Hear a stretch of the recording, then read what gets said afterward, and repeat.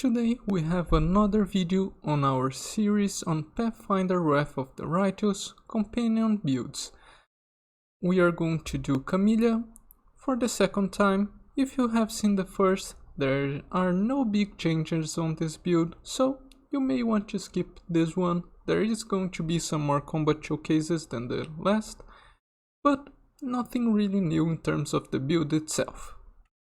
If you are new to the series and don't know how we do our builds, they are all made for unfair difficulty and none of them exploit bugs, so they should all remain viable despite any bug fixes or patches made to the game.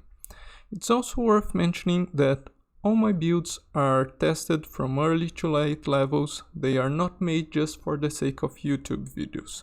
I do them firstly for my own unfair playthroughs, and it's very important to me that they are actually effective at every level in the game, so I can actually get through with my playthroughs and not just remain the helm of theory crafting. Because this is a turn-based system, but the game is real time with pause, sometimes builds don't go as I'd expect them, and that's why I think the testing is important, so I can both bring you the best builds and actually be able to beat the game on unfair difficulty, which is my main goal. With all that out of the way, let's get to our builds.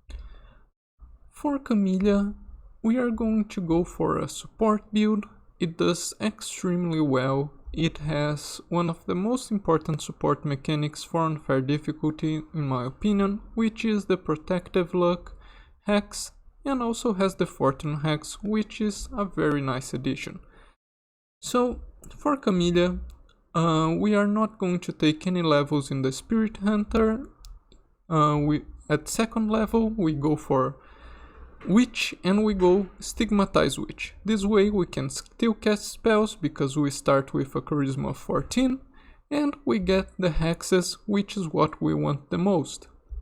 So on our first witch level we take protective luck as a hex, and we also take Viper Familiar for the persuasion bonus. For our curse we take demonic. It's an extra persuasion bonus on intimidate checks. Our early game we don't do much besides cast protective luck on our animal companion tank, or maybe you use someone else for a tank. On unfair difficulty, I really recommend you use an animal companion for early game as a tank at least. And Camellia just casts protective luck on that animal companion, making it tank much more effectively. Just so you can see how effective protective luck is, let's see how we do with protective luck and our fully buffed leopard against the water elemental, if we can actually hold for a few turns. And there he goes, trying to hit us, and as you can see he has a 20, only hits us on a 16. We have 20% mischance from blur, which we can get from a potion here, and also from scrolls you can buy at the mongrel camp. So his chances are actually lower than 1% of hitting us, which is amazing. We can hold several turns against the water elemental while our damage dealers do their job.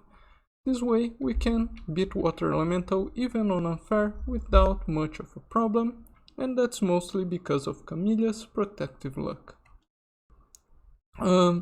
Later in the game, when we get Cackle and ways to extend protective luck, we are able to contribute in different ways to the party.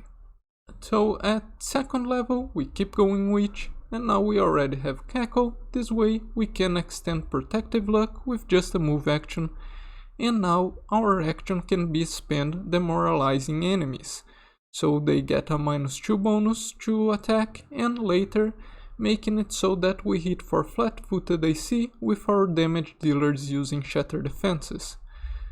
The witch's spells are not that relevant. You want Unbreakable Heart to get through confusion and other emotion effects. Enlarged Person is very important to boost your damage dealer's damage.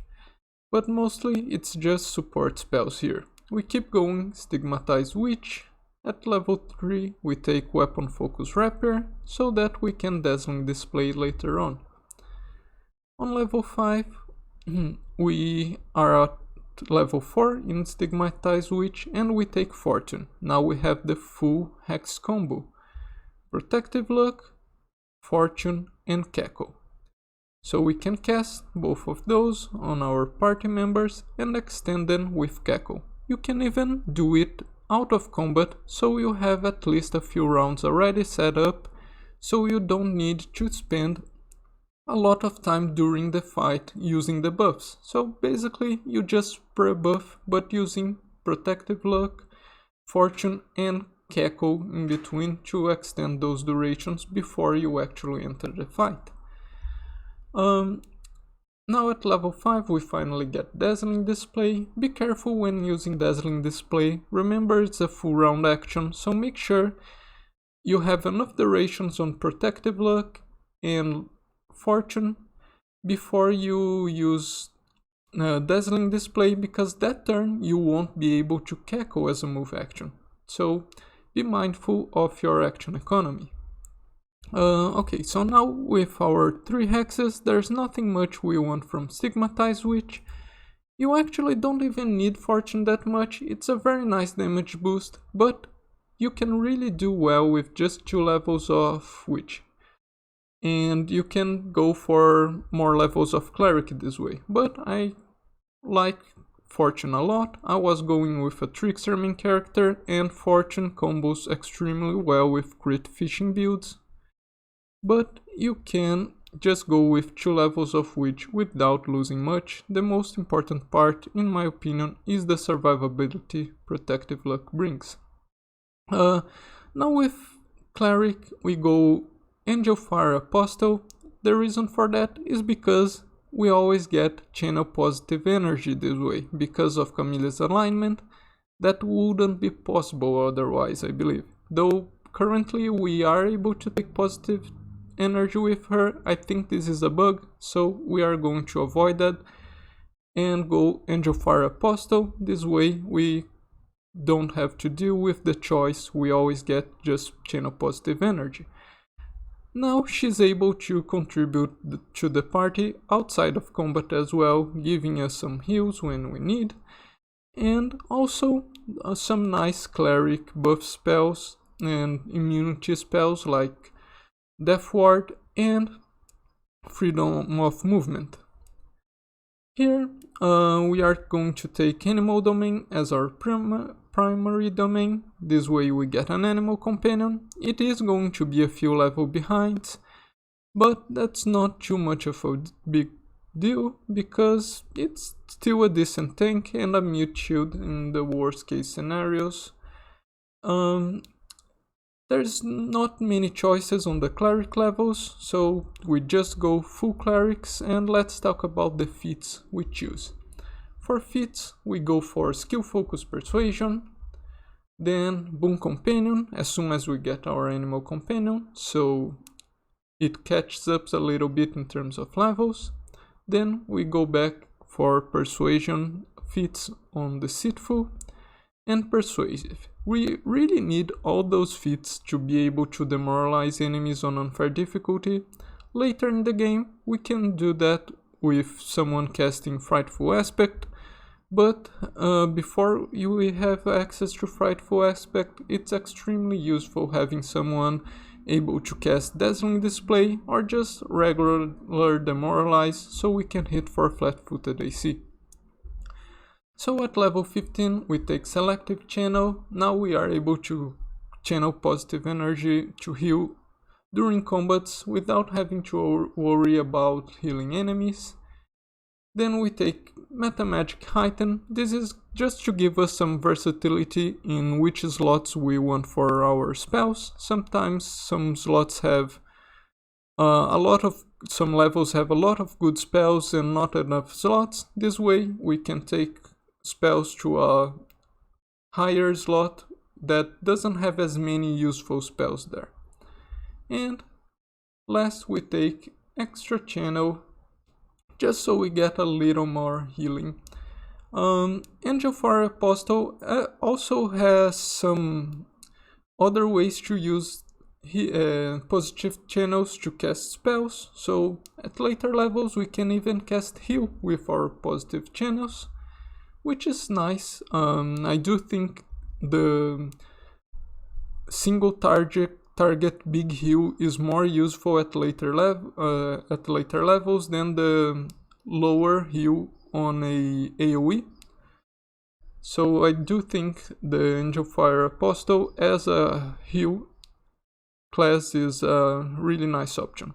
So this is it for our regular levels. Let's take a look at our Mythic ranks. On Mythic ranks we go for very standard support stuff. Enduring spells, greater enduring spells, this way our buffs last longer. Then abundant casting, this way we are able to cast more buffs and make sure everyone has everything they need and no one is going to be missing from our most important spells. At level 4, Mythic rank 4 actually, we get Community Domain. By this time we should be reaching our 8th cleric level, meaning we get Guarded Heart, which is just an amazing buff option.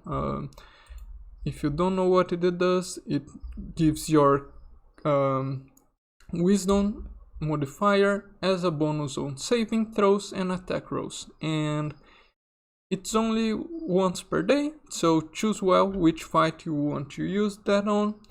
But this is a sacred bonus, meaning it's probably going to stack with everything else you have. It's not easy to come by sacred bonus, so you are likely not to have anything that really overlaps with this. Then we keep going the improved abundant casting line, but we take a break to get Last Stand. It's something I really think every build should have on unfair difficulty. Then back to abundant casting, then later inspirational leader. If you already have this on someone else in your party, here you can take Healing Domain instead for those extra heals. And Boundless Healing you can take at level 9, and at level 10 you can choose whatever you think is more useful. Mythic rank 10 is not that relevant, you get it so late on the game that it doesn't really matter that much. But Healing Domain is still good, it makes so that your heals are more effective. And Inspirational Leader, if you still don't have it on anyone, it's a very nice bonus to initiative, which is just great for your damage dealers, so you can shut down priority targets before they get to act, and for your tanks so they don't get flat-footed. In terms of spells, early game, we make some use of the Shaman spells with Enlarge Person to boost our party's damage, and Protection from Alignment to give our tanks on the early game a +2 deflection bonus to AC. But later we go to Witch, which has some more useful spells in Mage Armor to cast on our animal companions, Unbreakable Heart to stop some confusion effects, and Glitter Dust is a great support spell, but we don't stay on Witch for too long, then we go to Angel Fire Apostle, and on Angel Fire Apostle we get our most useful support spells. Again, Unbreakable Heart for level 1, some heals. For level 2 you get Bark Skin, which is nice, you get Align Weapon, some stat buffing spells, and Restoration. So pretty much standard cleric stuff. Delay Poison, Protection from Resist Energy, Prayer, nothing too new here. You mostly want to focus on support spells, and some spells like Magical Vestments, which depend on caster level to be effective, are not the best choice for Camellia. You'd rather have someone else in your party to cast those, since we are pretty behind on caster levels in our cleric spells, because we took those levels in Witch for the hexes. But as you can see, just standard cleric stuff. For our later spells, just heals, Bestow Grace, so Holy Aura, Shield of Law, and here we even get Mind Blink, which is a great bonus to will saving throws. But anyway, that's it for spells. Let's take a look at equipment. Here again, since we are a support, there's nothing that important. We mostly want something to boost our wisdom, so our guarded heart is more effective and we can cast more cleric spells. Just a cloak of resistance. Rings have some nice options for supports. Just some auras which can boost your party's damage.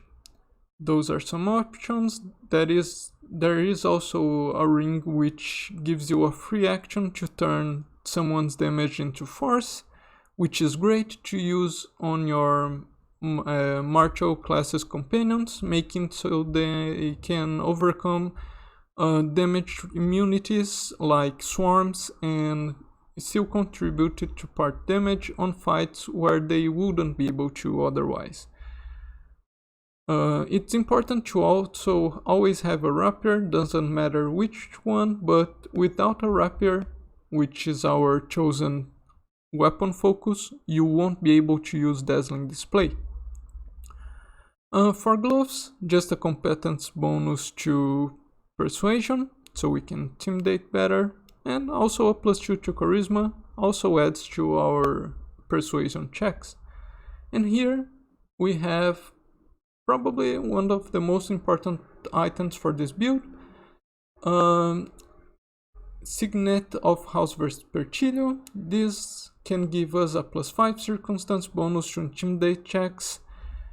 It lasts just for 1 hour, but it's a very nice bonus, so we can get those intimidate ins on the harder targets. And if we check out our persuasion, it's at a 53 here, and this way we are able to, even late game, still get intimidate on even the toughest enemies.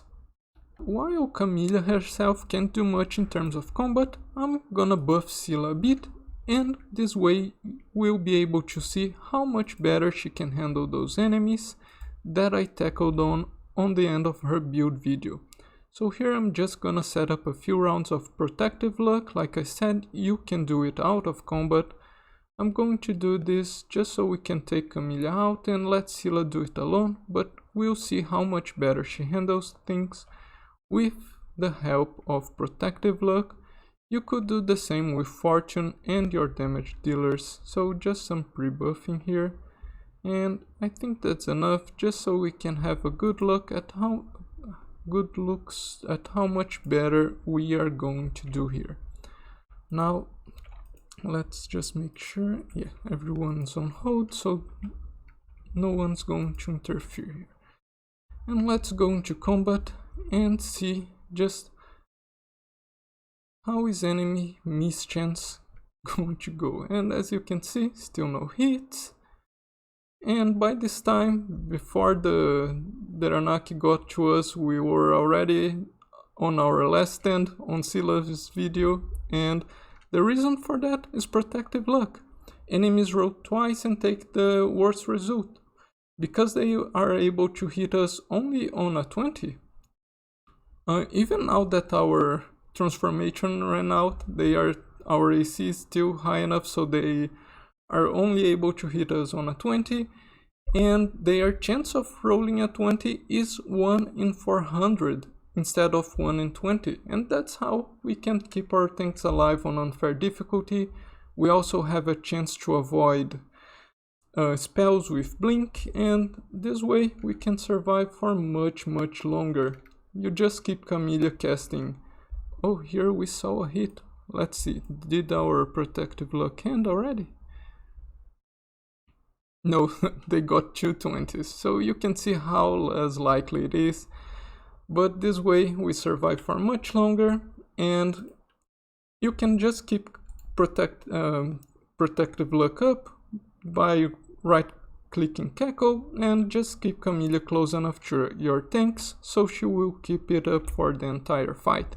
And this can be used throughout the entire game. You have this ability from level 3 already. That's why she's such a good support. Any other character would have taken much longer to get this, and this makes a very big difference from lower levels to the late game in how effective your tanks can be.